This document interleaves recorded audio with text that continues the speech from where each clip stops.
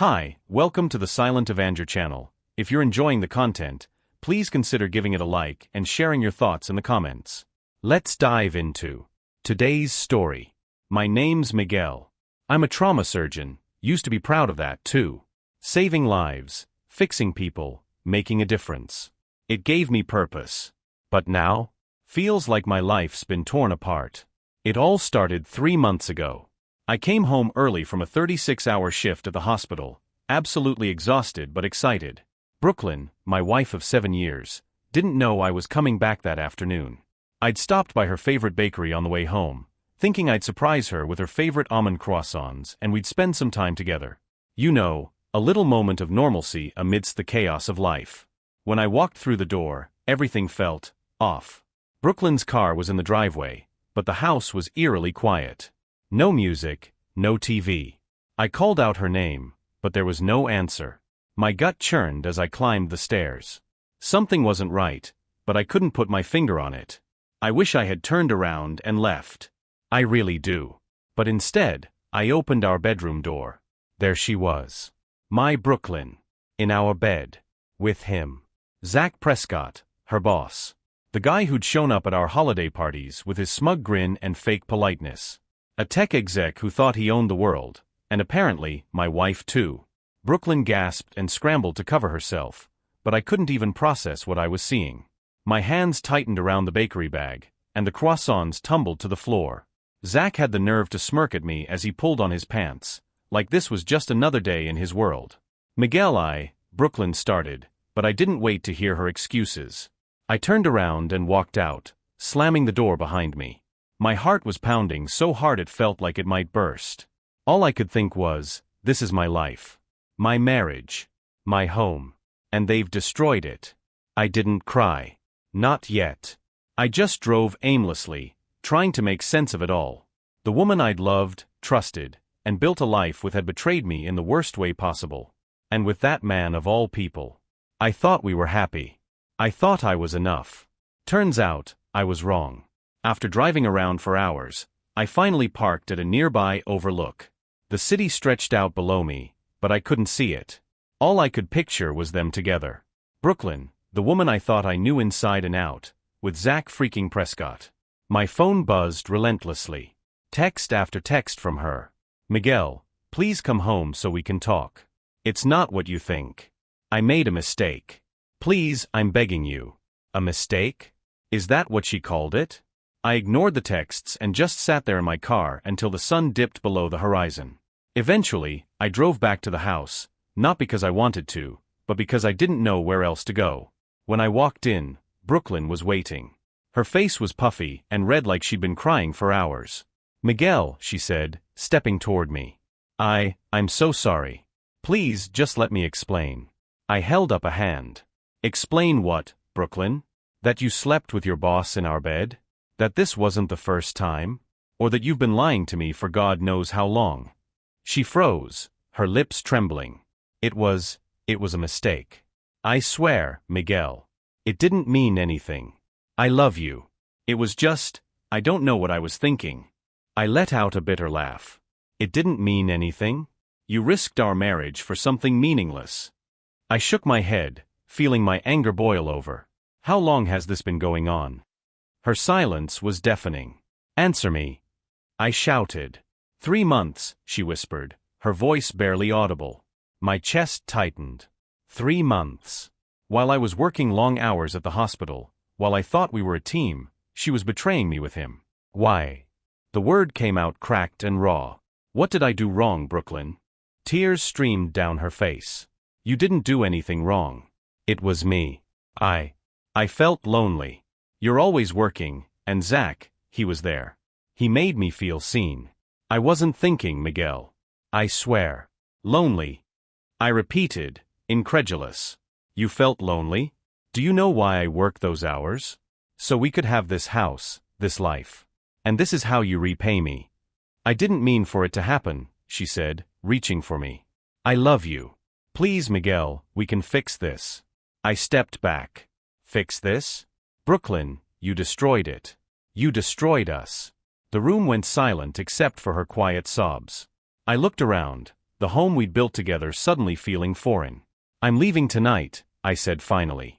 "I can't be here. You'll hear from my lawyer." She collapsed onto the couch, crying harder.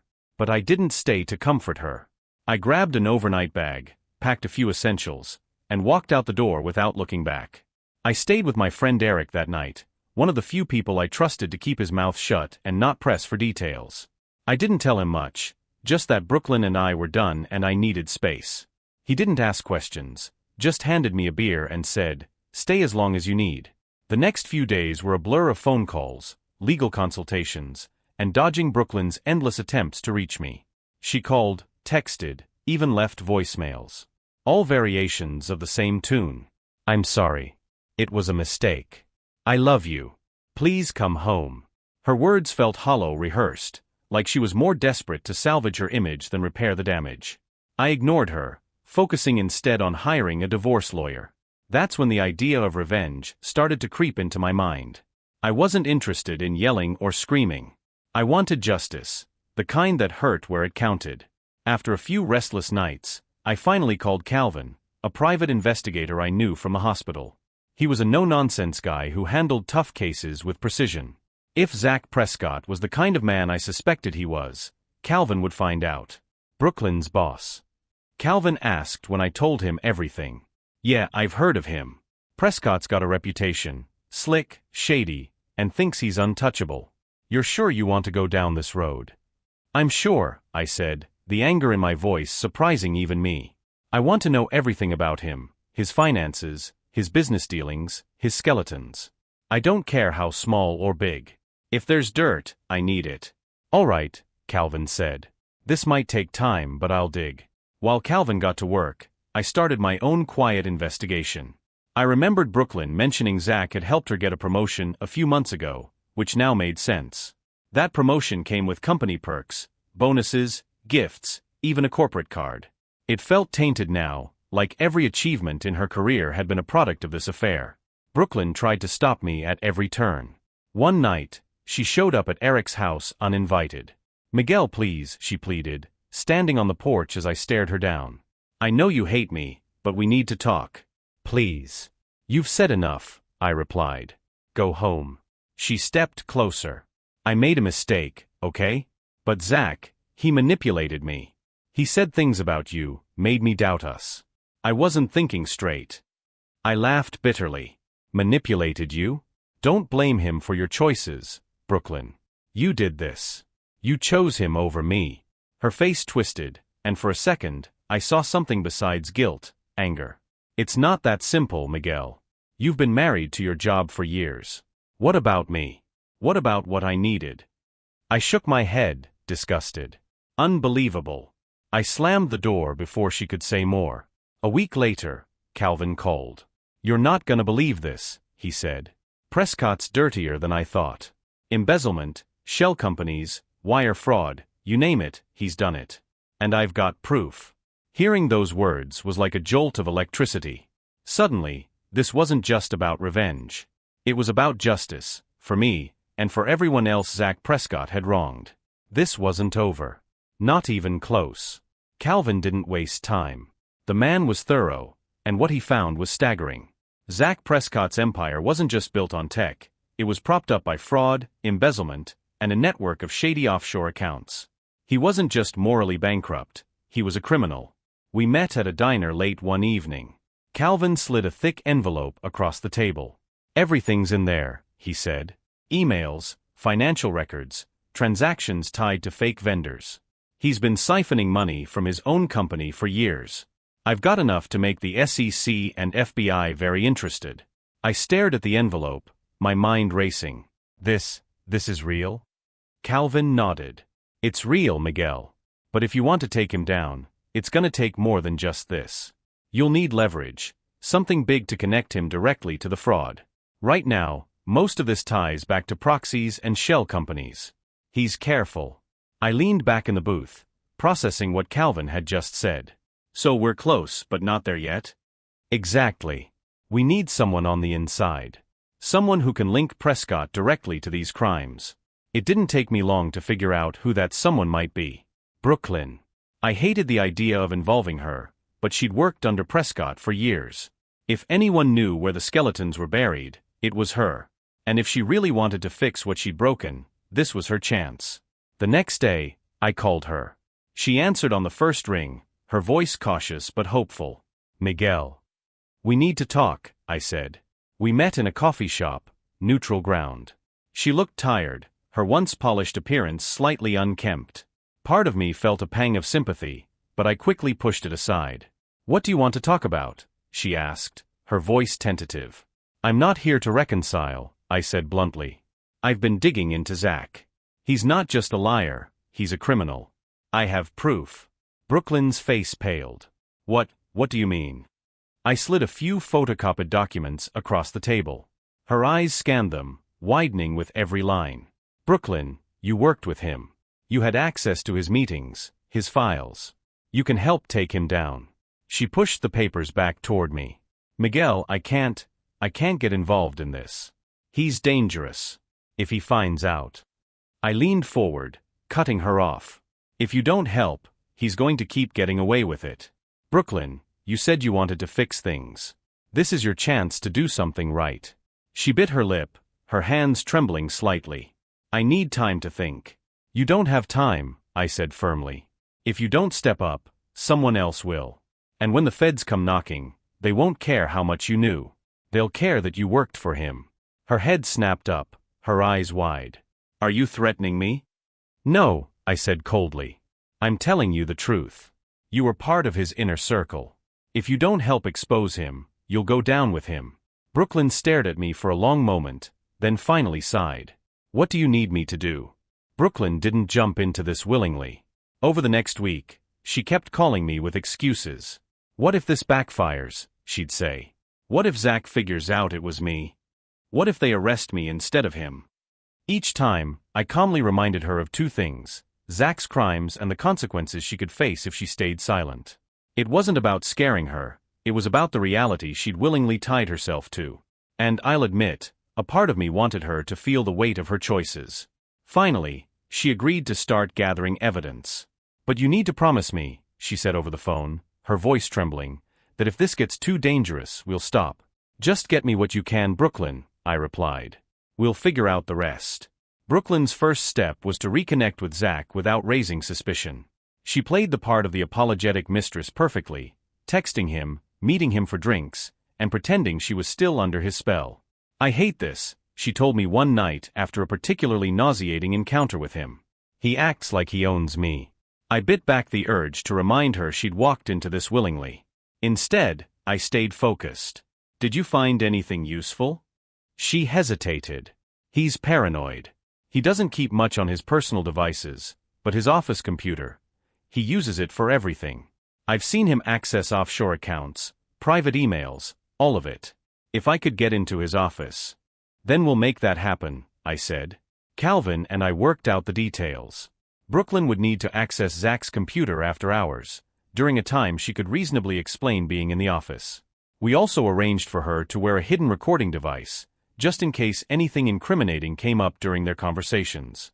The plan was risky, but Brooklyn was surprisingly determined. Maybe it was guilt, or maybe it was the fear of being implicated herself. Either way, she played her role convincingly. A week later, the opportunity finally came. Zach had a late-night meeting with investors, and Brooklyn volunteered to stay behind to prepare the conference room.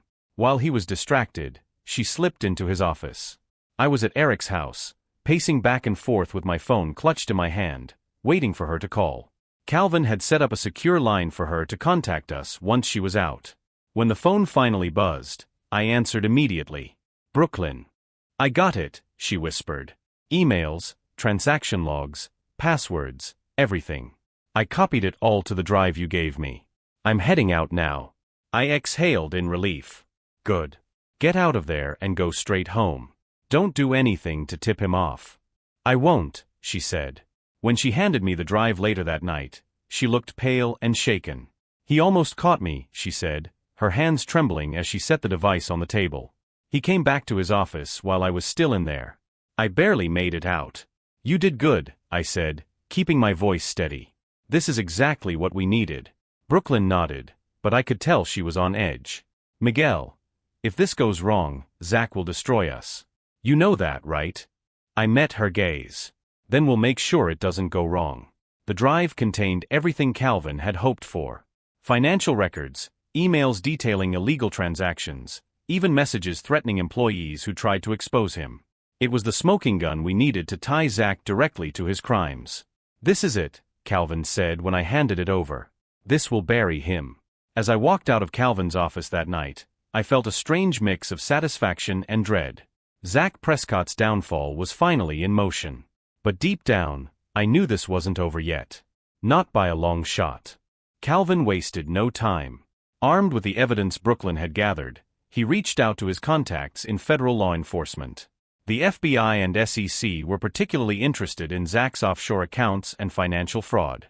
It wasn't just white-collar crime. They suspected he was laundering money through dummy corporations tied to international deals.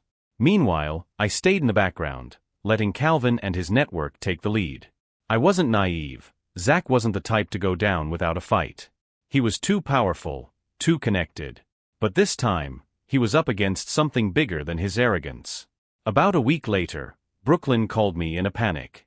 Miguel, something's wrong. Zach's been acting strange at work. He's canceled meetings, fired 2 people out of nowhere, and I think he knows. Her words hit me like a punch to the gut. Knows what? I don't know. But he's paranoid. He's asking more questions about me, about who I talk to. I think he's suspicious. Stay calm, I said, though my heart was racing. Stick to your routine.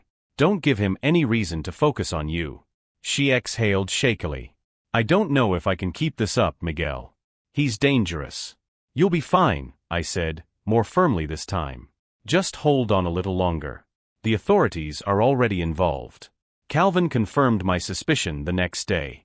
They're moving quickly, he said. With what we handed over, the feds have enough to start surveillance on Zach. It's only a matter of time before they make their move. Good, I said. The sooner the better. But it wasn't that simple. 2 days later, Brooklyn called me again, and this time, her voice was trembling. Miguel, he threatened me. What? I snapped. What did he say? She hesitated, then whispered. He asked if I'd been talking to anyone outside of work about him. When I tried to brush it off, he leaned in and said, I hope you're not getting any ideas, Brooklyn. People who betray me don't last long. My grip on the phone tightened. Did he touch you? Hurt you? No, but he doesn't need to. Miguel, he's not stupid. He knows something's up. I clenched my jaw, the rage building inside me. You need to stay away from him. Call in sick. Quit if you have to. I can't just disappear. That'll make him more suspicious. I hated that she was right. Zach would sniff out anything that didn't feel normal. But the thought of her being anywhere near him made my blood boil. Later that night, Calvin called with an update. The feds are planning to move in within the week. They've been monitoring Zach's communications and accounts, and the evidence is piling up. If Brooklyn can hold on a little longer, we've got this. She says he's already on to her, I replied. Calvin sighed. Then she needs to act like nothing's wrong. If she bails now, it'll blow everything. Tell her to stick to her routine and stay low. The next morning, Brooklyn texted me, I'm trying. But Miguel, I'm scared. I didn't respond right away. What could I say? I dragged her into this, and now her life was on the line. But the alternative, letting Zach continue his crimes unchecked, wasn't an option. By the end of the week, everything came to a head. Zach, apparently sensing the walls closing in, made a bold move. He tried to wire millions of dollars out of the country in the middle of the night. Unfortunately for him, the feds were watching. The next morning, agents stormed his office in a dramatic raid. They seized computers, files, and accounts while Zach was escorted out in handcuffs. Brooklyn called me as it was happening, her voice a mix of shock and relief. They arrested him. Miguel, it's over. But I wasn't so sure. People like Zach didn't go down quietly. There were always loose ends. And I had a feeling Zach wasn't done with me yet. For a moment, it felt like we'd won. Zach Prescott, the man who thought he was untouchable, was behind bars. The raid made headlines. Tech mogul arrested in massive fraud scandal. Pictures of Zach being led away in cuffs went viral, and the fallout was immediate. His company's stock tanked, His assets were frozen, and his carefully curated image crumbled overnight. Brooklyn called me again the day after the arrest, sounding lighter than she had in weeks. "I can't believe it," she said. "It's really over." But I couldn't shake the unease in my gut. Zach wasn't the type to go quietly, and he still had connections.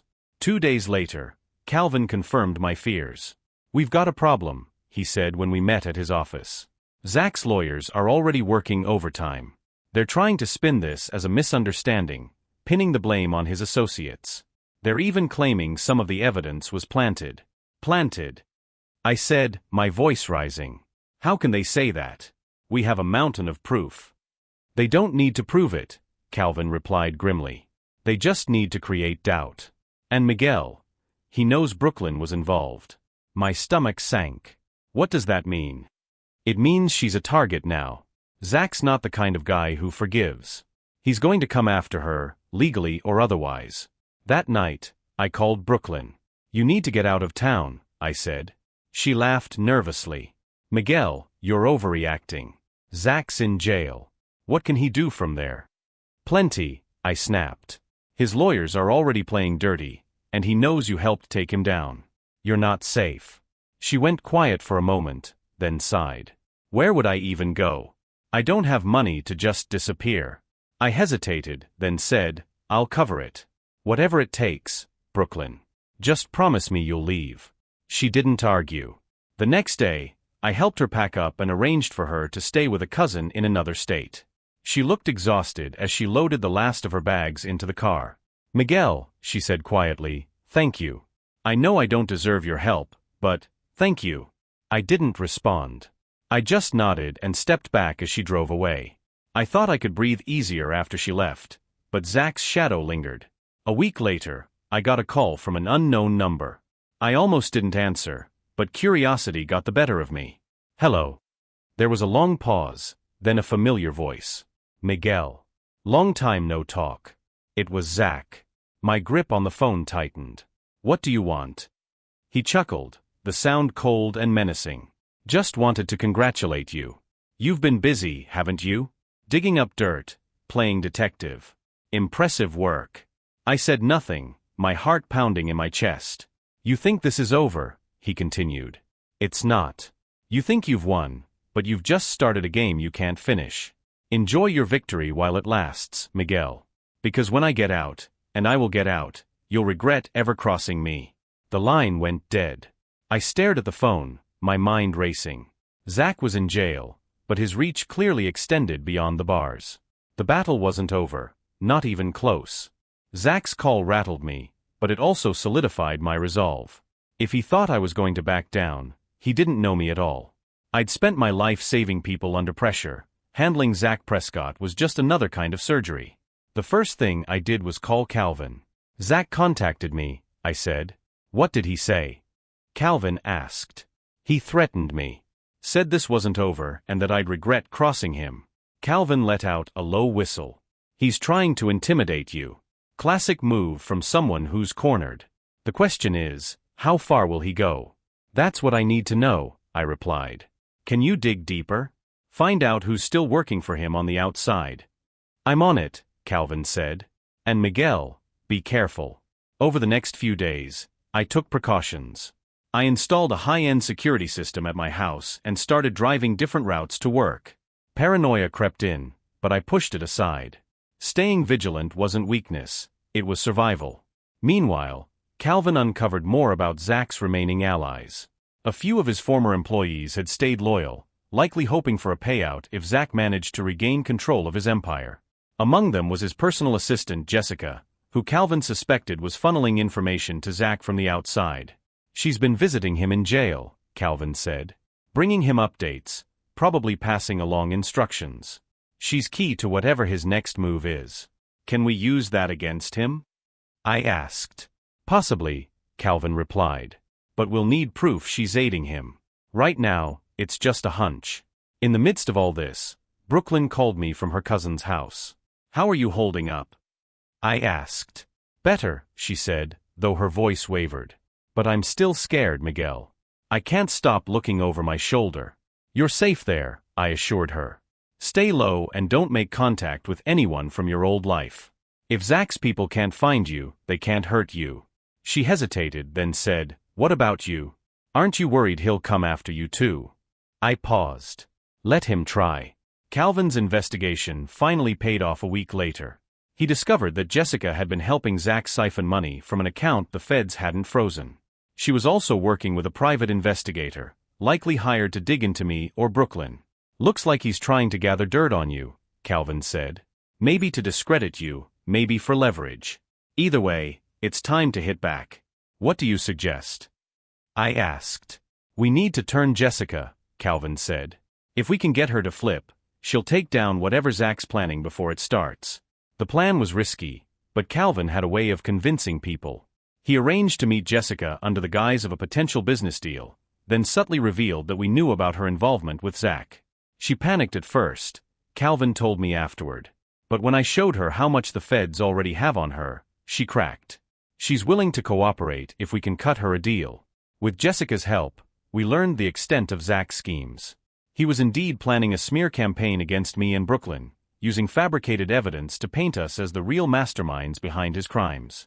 Worse, he was plotting to flee the country using a network of contacts still loyal to him. It was a lot to take in, but it gave us the upper hand. "Now we can stop him," Calvin said. "How?" I asked. "We'll let the feds handle the escape plot," Calvin replied. "But the smear campaign? That's where we strike first." Zach's plan to smear me and Brooklyn had to be stopped before it gained traction. With Jessica now working with Calvin and me, we had a clearer picture of how Zach intended to frame us. He had forged documents, manipulated emails, and even lined up witnesses who were willing to lie for him. "It's all smoke and mirrors," Calvin explained.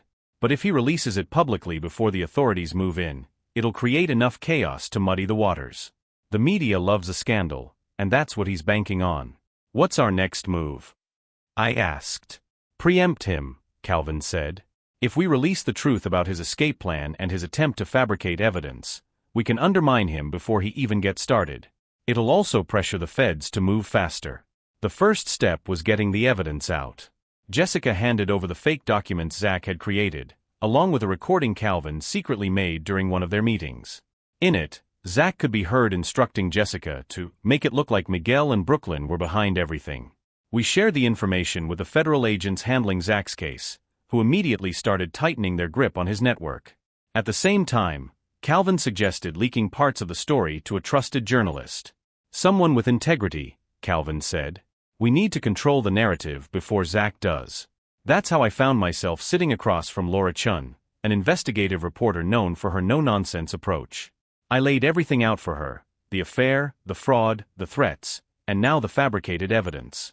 Laura listened carefully, her expression unreadable. When I finished, she said, "If what you're saying is true, this could be huge. But I'll need to verify everything before I can publish." "I wouldn't expect anything less," I said. "Do your due diligence. The truth will speak for itself." While Laura worked on her story, I focused on Brooklyn's safety. She was still staying with her cousin, but the stress was clearly taking a toll. "I can't sleep, Miguel," she admitted during one of our phone calls. "Every time I close my eyes, I see him. I keep thinking about what he'll do if he gets out." "He won't get out," I assured her. "We're shutting him down." "But what if he finds me?" she asked, her voice trembling. "He won't," I said firmly. "I've made sure of that." A few days later, Laura's article dropped. The headline was explosive: "Inside the Downfall of Zach Prescott, Fraud, Lies, and a Desperate Attempt to Escape Justice." The story detailed Zach's crimes, the evidence against him, and his attempts to fabricate a narrative that shifted blame onto others. Laura included the recording of Zach instructing Jessica, as well as documentation of his escape plan. The media frenzy was immediate. News outlets picked up the story, and public opinion turned even further against Zach. His smear campaign was dead before it could even begin. Calvin called me the morning after the article was published. "Well done, Miguel," he said. "You just took away his biggest weapon." "It's not enough," I replied. "He's still in jail, plotting his next move. I want this over." "It will be," Calvin said. "The feds are moving on his escape plan today. Zach's running out of options." That night, I finally felt like I could breathe again. For the first time in weeks, I allowed myself a small glimmer of hope. Zach's empire was crumbling, his plans were failing, and justice was finally catching up to him. But deep down, I knew Zach wasn't done fighting. Not yet. For a while, things seemed quiet. Too quiet. With the story out and the feds closing in on Zach's escape plan, I expected some kind of desperate retaliation. But days passed, and nothing happened. Brooklyn, still in hiding, sounded more at ease. "Maybe it's finally over," she said during one of our calls. I wanted to believe her, but something didn't sit right. Zach wasn't the type to accept defeat, and silence wasn't his style. A week later, the storm hit. I was at the hospital in the middle of a grueling double shift when my phone buzzed. It was Calvin. His voice was urgent. "Miguel, we've got a problem. Zach's lawyers just filed a countersuit against you and Brooklyn." "What?" I said, ducking into an empty office to hear him better. "He's claiming defamation and interference with his business," Calvin explained. "He's using the article Laura wrote as evidence, saying it's all fabricated and part of a vendetta you've been orchestrating against him." My heart sank. "That's ridiculous. The evidence is solid, and Laura did her homework." "Doesn't matter," Calvin said. "He's using the legal system to stall and muddy the waters. He's hoping to force a settlement or at least distract the feds." By the time I finished my shift, my name was all over the news. Zach's team had issued a press release, painting me as a bitter, vengeful husband who'd used his wife's affair as an excuse to ruin an innocent man. They even hinted that I'd bribed officials to go after him. Brooklyn called me in tears. "Miguel, they're making me out to be a liar and a homewrecker. They're saying I fabricated evidence." "Let them talk," I said, trying to sound calm. "The truth is on our side." "But what if people believe them?" she asked, her voice breaking. "They won't," I said. "Not when we're done with him." Calvin quickly filed a countersuit of our own, citing Zach's history of fraud and his attempts to intimidate witnesses. At the same time, Laura doubled down, publishing follow-up articles that exposed even more of Zach's misdeeds. But Zach's strategy was working. The legal battle slowed the Fed's progress, giving him more time to maneuver. It was a race against the clock to keep him pinned down. Then, Zach made his boldest move yet. He called a press conference from jail, where his lawyer read a statement on his behalf. "I am an innocent man," the statement said. "I have been the victim of a malicious campaign orchestrated by a jealous husband and a disgruntled former employee. The evidence against me is fabricated, and I will prove my innocence." The audacity of it left me speechless. That night, Calvin and I met at his office to regroup. "We can't let him control the narrative," Calvin said. "We need to take the fight to him." "How?" I asked. "By finding the one thing he can't explain away," Calvin said. "Something so damning that even his lawyers can't spin it." It was a long shot, but Calvin had a lead. One of Zach's offshore accounts, linked to a mysterious business partner, had been flagged during the investigation. Calvin believed this partner might hold the key to exposing the full extent of Zach's crimes. "The feds are already looking into it," Calvin said. "But if we can get to this guy first, we might be able to force Zach's hand." "Then let's do it," I said. Calvin's lead on Zach's mysterious partner took us to a small financial firm in the Cayman Islands. It wasn't much to look at, a nondescript building that probably handled more shady accounts than legitimate ones. Calvin had a contact there, someone who owed him a favor. "This guy, Alan, used to run in the same circles as Zach," Calvin explained. "If anyone can point us to the partner, it's him." The conversation with Alan was tense. He wasn't thrilled about digging into his clients, but Calvin had a way of persuading people. With enough nudging and a small bribe, Alan finally caved. "I can't give you much," Alan said, glancing around nervously, "but there's a name that keeps popping up in connection with Zach's accounts: Victor Elias. He's a venture capitalist, but his deals are questionable." "Questionable how?" I asked. "Let's just say he's the guy you call when you want to hide money or move it without drawing attention. If Zach's working with him, it means big money and bigger crimes." With Victor Elias identified, Calvin began digging. What he uncovered painted a clear picture. Victor was a key player in Zach's schemes, helping him launder money through shell companies and offshore accounts. More importantly, Victor was still actively moving funds for Zach, likely in preparation for his escape. "This is the link we've been missing," Calvin said, spreading the evidence across his desk. "If we can tie Victor to Zach's crimes, it's game over." "Then let's take him down," I said. The plan was simple: expose Victor's connection to Zach and force him to cooperate with the authorities. Calvin contacted his federal contacts, who were eager to bring Victor in for questioning. But Victor wasn't going to go quietly. A week later, as federal agents prepared to raid Victor's offices, he vanished. "Looks like Zach warned him," Calvin said, slamming the phone down after hearing the news. "Victor's on the run. How do we find him?" I asked. "We don't," Calvin said. "The feds will. But in the meantime, we keep the pressure on Zach. Victor running only makes him look guiltier." While the feds hunted Victor, Calvin and I worked to strengthen the case against Zach. Brooklyn, despite her fear, continued to help. She remembered details about Zach's meetings and business dealings that filled in gaps in the evidence. "I want this to end," she said one night over the phone. "I want to feel normal again." "You will," I assured her. "We're getting closer." 2 weeks later, the feds caught Victor in Mexico. He was extradited to the U.S. and immediately placed in custody. Under pressure, he began cooperating, providing damning evidence against Zach. Bank records, emails, transaction logs, it was everything we needed. "This is it," Calvin said, handing me a copy of the report. "Victor just gave us the nail in Zach's coffin." As the case against Zach solidified, his behavior grew increasingly erratic. He fired his legal team, hired new lawyers, and issued more public statements proclaiming his innocence. But it was too late. The evidence was overwhelming, and even his most loyal supporters began to distance themselves. Brooklyn called me after seeing the latest news. "Do you think this is really the end?" she asked. "It's close," I said. "But we can't let up." "Not yet." With Victor Elias flipping on Zach, the case against him was airtight. The feds were building their case for a major trial, and the media frenzy had reached its peak. Zach Prescott, once the golden boy of the tech world, was now a pariah. But Zach wasn't giving up. Calvin called me one evening with an update. "Zach's trying to cut a deal," he said. "His lawyers are negotiating with the feds. He's offering to cooperate in exchange for reduced charges." I felt a surge of anger. He wants to worm his way out after everything he's done? "That's what guys like him do," Calvin replied. "But it's not a guarantee. The feds might not go for it, especially with the mountain of evidence we've given them." Still, the idea of Zach walking away with a slap on the wrist was infuriating. Meanwhile, Zach's smear campaign against me and Brooklyn escalated. His new lawyers filed a defamation lawsuit, claiming we'd fabricated evidence and coerced witnesses.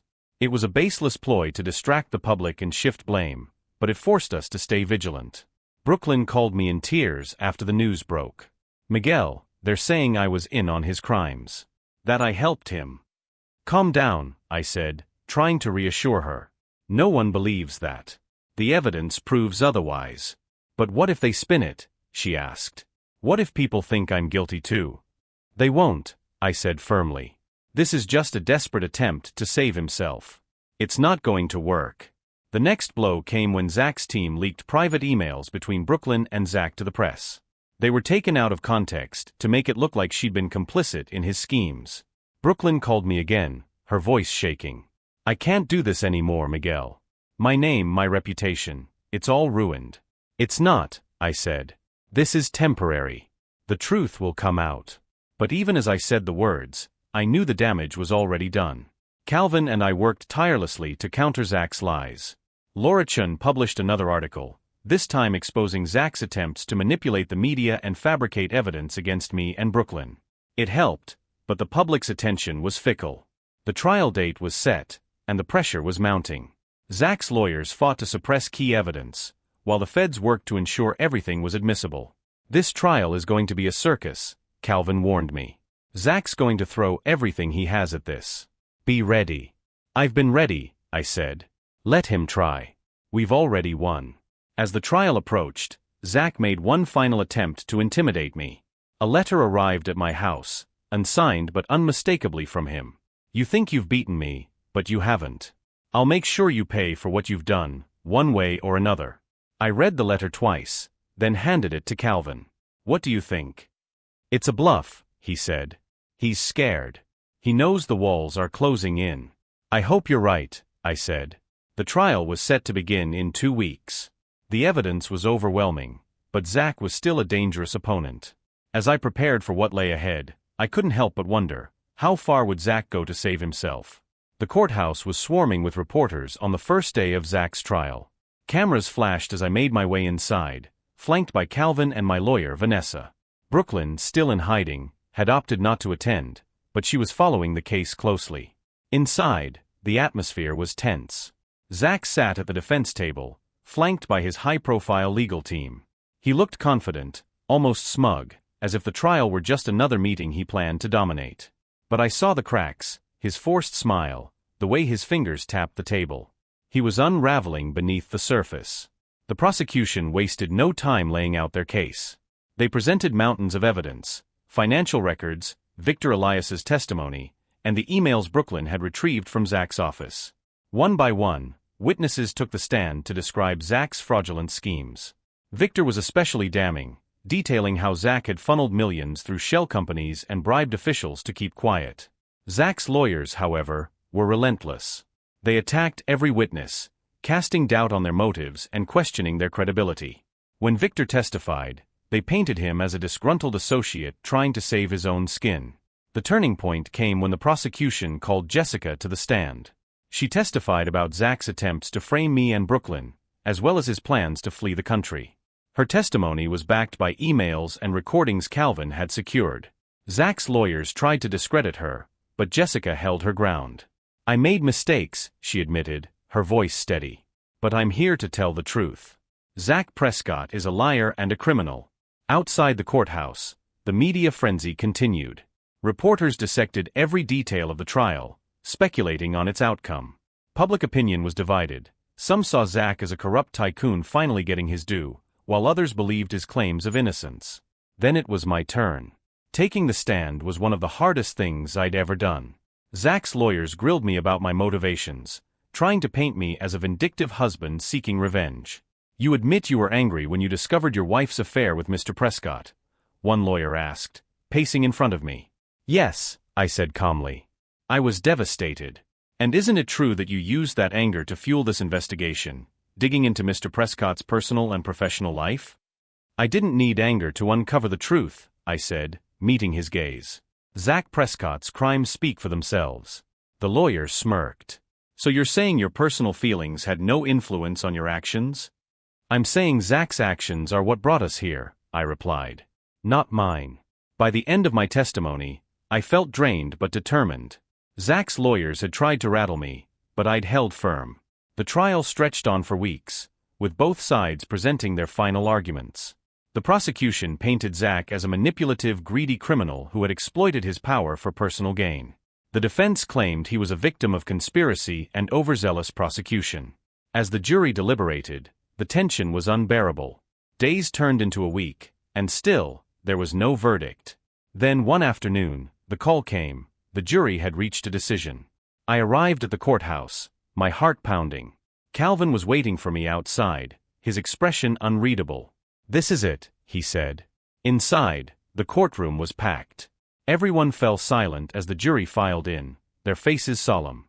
The foreman stood, holding a piece of paper. "In the case of the United States versus Zach Prescott, we find the defendant." The pause was agonizing. "Guilty on all counts." The room erupted. Reporters scrambled to file their stories, and Zach's lawyers looked shell-shocked. Zach himself sat motionless, his smug demeanor replaced by disbelief. I exhaled, the weight of months of stress finally lifting.